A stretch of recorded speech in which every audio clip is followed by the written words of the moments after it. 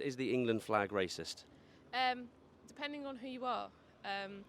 Some people, for example, skinhead, made in England across your back. That's a thing. That's a bit of a reform thing.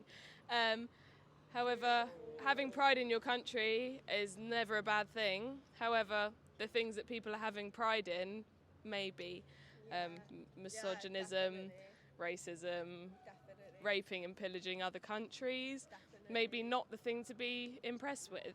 And the people who do tend to put the flags out are those kinds of people. There's nothing wrong with the flag in itself, only the people who support and use it, who believe in the traditional English values, which really no one should be standing up for because it's quite horrible and nothing to be proud of and shouting about. What do you think on that point about traditional English values?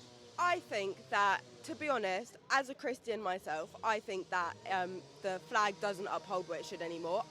This is not a Christian country anymore, and that's amazing. I think that's a really good thing. I think it's really amazing how we can have diversity in this country and have people from all different ethnicities and religion come together. And I don't think that it should be a Christian cross because our country is no longer Christian, and that's not necessarily a bad thing. It just means they need a flag that actually represents the country. And maybe if they did that, people wouldn't be sitting there going, oh, it's misogynistic, it's this, we need to make a new flag that actually represents everyone in our country, because they are all citizens. Yes, and that is our final piece, I reckon. She just said it all. What does the St George's flag mean to you?